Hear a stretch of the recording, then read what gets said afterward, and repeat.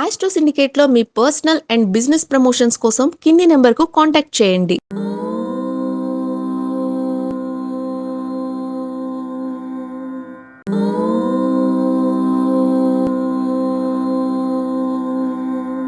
ఓం శ్రీ గురుభ్యో నమః.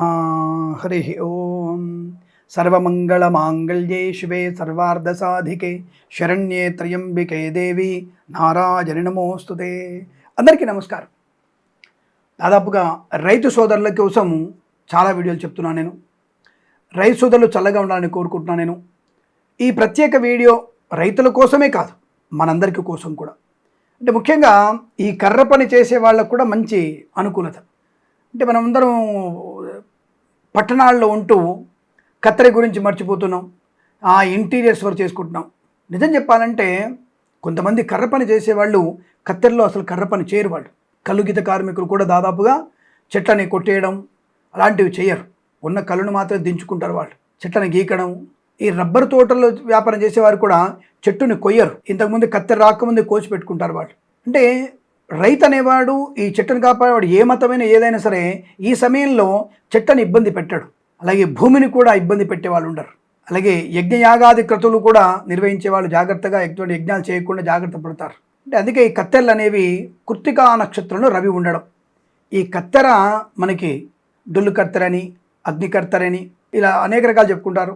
పెద్ద కత్తెర అని చెప్తూ ఉంటారు. అంటే కృత్తికా నక్షత్రం ఉన్నటువంటి ప్రభావం ఎక్కువగా ఉంటుంది నేలతల్లి మీద, చెట్ల మీద, ప్రకృతి మీద నెగిటివ్ ప్రభావం కలిసింది. కాబట్టి చెట్ల నరకడం, ఈవెంట్ చేసేటువంటి పనులు కానివ్వండి, చెట్లు నరకడం కానివ్వండి, ఇలాంటి పనులు ఏవి చేయదు, దుఃఖిద్దునదంటారు. అందుకనే పండగ వాతావరణంగా చెప్పబడుతుంది. ఇప్పుడు రైతులందరూ కూడా ఒక పండగ 28వ తేదీన మనకి పూర్తిగా కత్తెలు తొలగిపోతున్నాయి. అంటే 28వ తేదీ రాత్రి తెల్లవారితే శుక్రవారం అనగా, అంటే గురువారం రోజు రాత్రి తెల్లవారితే శుక్రవారం రోజున మనకి ఈ యొక్క కత్తెర తొలగిపోయారు. అంటే శుక్రవారం పొద్దున్న నుంచి మీకు కత్తెర ఉండదు, ఈ కత్తెర లేకుండా ఉంటుంది. కానీ రోహిణి నక్షత్రంలోకి రవి భగవానుడు వస్తాడు. పర్వాలేదు, రవి భగవానుడు రోహిణిలోకి వచ్చినా ఎండలు బాగా ఉన్నా ఈ కత్తెరల నుంచి మనం బయటపడతాం. కాబట్టి తప్పకుండా దుఃఖితుని ఏర్పాటు చేసుకోవాలి ఇప్పుడు. ఎందుకంటే రేపు తప్పకుండా మీకు 12 నుంచి 13వ తేదీ జూన్లో తప్పనిసరిగా ఒక మంచి తొలకరి పడుతుంది.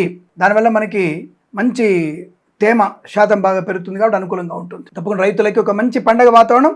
28వ తేదీ గురువారం రాత్రి తెల్లవారితే శుక్రవారం నుంచి చాలా మంచి అనుకూలవంతమైనటువంటి వాతావరణం ఏర్పడుతోంది. కత్తెర పూర్తిగా తొలగిపోతుంది, కత్తెర త్యాగం అవుతుంది. అలాగే మరునాడు అంటే 29వ తేదీన మనకు ఒక విశేషం చేసా, లక్ష్మీ నృసింహస్వామి యొక్క జయంతి కూడా ఆ రోజు వైష్ణవ సంప్రదాయ ప్రకారంగా.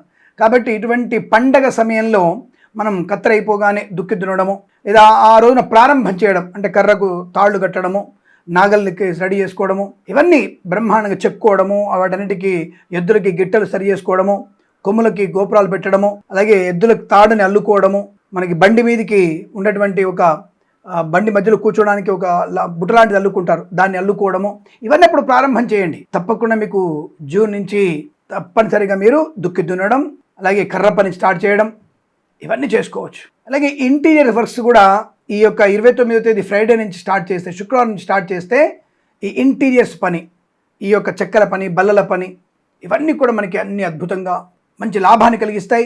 ఆ పని చేసేవాడికి అలంకరణ, అద్భుతమైనటువంటి ఆ యొక్క కళ బాగా కనబడుతుంది. దానివల్ల యజమానులు మెచ్చుకొని మంచి సంపద పొందుకునే అవకాశం, భూమి తల్లి అనుగ్రహం వల్ల మంచి పంట లాభం రైతులకి ఇవన్నీ కలుగుతాయి. కాబట్టి కత్తెర అయిపోయిన తర్వాత మీరు 29వ తేదీ నుంచి మీరు తప్పకుండా 29 దుక్కి దున్నండి. లేదంటే శని ఆదివారం వదిలేసి మళ్ళీ మీరు సోమవారం రోజున దుక్కి దున్నే ప్రయత్నం చేస్తే కూడా మీకు చాలా మంచి ప్రయోజనాన్ని పొందుకుంటారు. కాబట్టి కత్తెర పూర్తయిన సందర్భంగా మనం తప్పనిసరిగా భూదేవికి కాస్త అన్నం వండి పెట్టండి. తప్పకుండా అంటే ఊళ్ళల్లో కాదు, వాళ్ళకి ఉంటాయి ఆచారాలు ఉంటాయి, బలి ఇవ్వడం అని అట్లాంటివి ఉంటాయి. సరే, అది అమ్మవారి అనుగ్రహం. అలా ఇచ్చేసి మీరు అప్పుడు ఈ యొక్క పొలం పనులు ప్రారంభం చేస్తే తప్పకుండా భూదేవి అనుగ్రహంతో మంచి పంట పండి రైతులకి బ్రహ్మాండమైనటువంటి ఆర్థిక ప్రయోజనాన్ని పొందుకునే అవకాశాలు ఉంటాయి కోరుకుంటూ, తెలియజేసుకుంటూ, దేవుణ్ణి రైతు సోదరుడు, రైతు భగవంతుడు చల్లగా ఉండాలని కోరుకుంటూ, సర్వేజన సుఖినో భవంతు. ప్రేమతో మీ కిరణ్ శర్మ.